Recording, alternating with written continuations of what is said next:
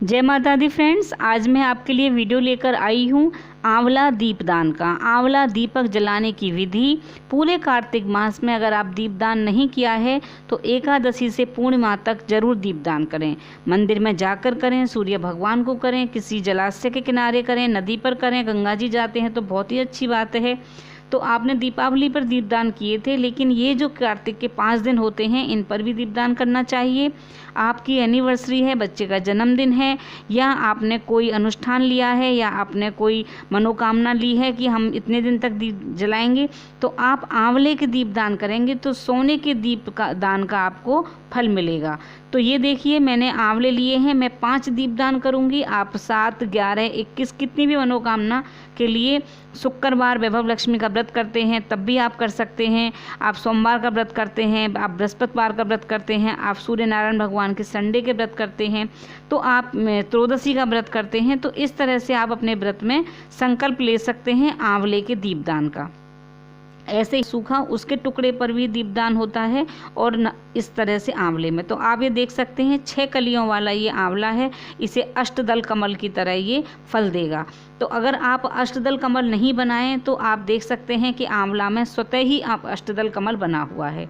तो मैंने आंवलों को धोकर पोंछकर ऊपर से काट लिया है, इनको दीपक जैसी शेप दी है। ये जो उसके टुकड़े बचे हैं इनको मैं जूस बनाकर पी लूँगी। और अब मैं ये दीपदान करने के लिए आई हूँ मंदिर में। आप दीपदान अपने घर की छत पर कर सकते हैं, तुलसा जी के सामने कर सकते हैं, घर के मंदिर में कर सकते हैं, आंगन में कर सकते हैं, कोई दिक्कत नहीं है, आप कहीं भी कर सकते हैं।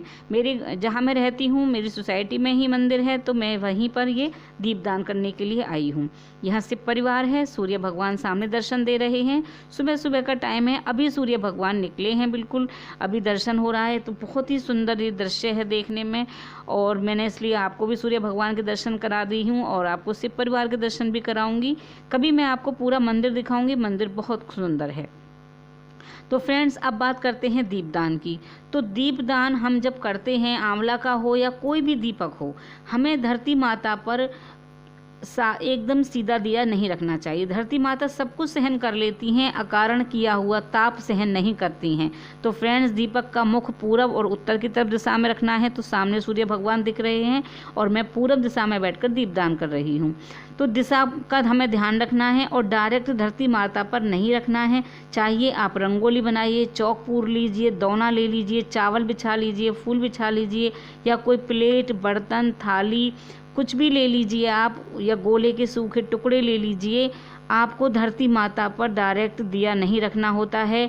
दीपक में चंदन, हल्दी, कुमकुम जरूर लगाना चाहिए, अक्षत रखने चाहिए, और कुछ फल भी रख सकते हैं, फूल भी रख सकते हैं, और हाथ में जल लेकर उनको शुद्धिकरण करना चाहिए। तो फ्रेंड्स, बहुत अच्छे तरीके होते हैं, और जो व्यक्ति डायरेक्ट भूमि पर दीपक रखता है वह 100 जन्मों तक कष्ट पाता है, और वह ब्राह्मण के घर में तो कभी जन्म नहीं लेता है जो डायरेक्ट धरती माता पर दिया रखता है। तो फ्रेंड्स, आप देख रहे हैं मैं दिया किस तरह से दान कर रही हूँ।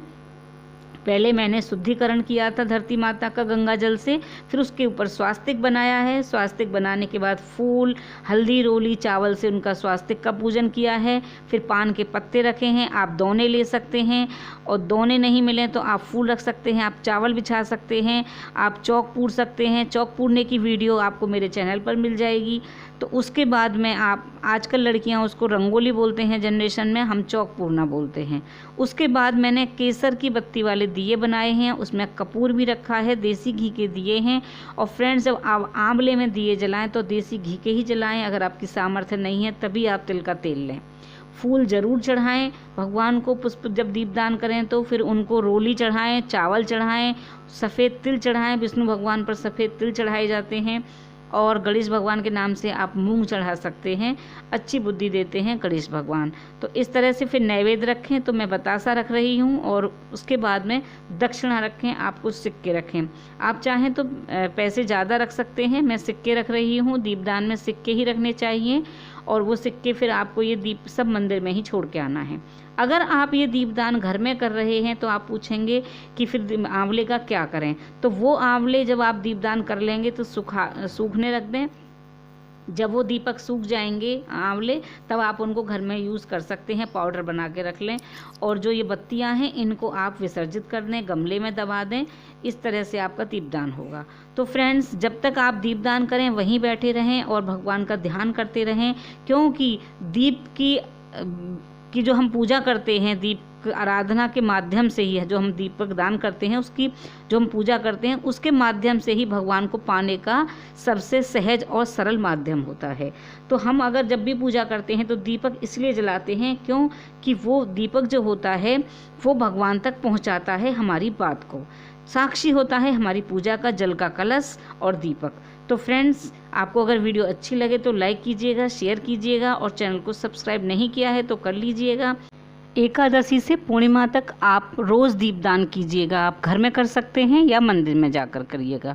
और दीपदान से रिलेटेड कोई भी आपके मन में सवाल है तो आप कमेंट्स बॉक्स में लिखकर ज़रूर पूछिएगा। मैं आपको जवाब दूंगी, बताऊंगी कि दीपदान से लेकर आपके मन में जो भी परेशानी है कि क्यों करना चाहिए, किस लिए करना चाहिए। आप चाहें तो 365 बत्ती का दिया जला सकते हैं, 1.25 लाख बत्ती जला सकते हैं। हमने एक बार 1.25 लाख बत्ती जलाई थी, तब हमारा चैनल नहीं बना था और मंदिर से घर तक पूरा 1.25 लाख बत्तियाँ जलाई थी। टिल देन, बाय बाय, जय माता।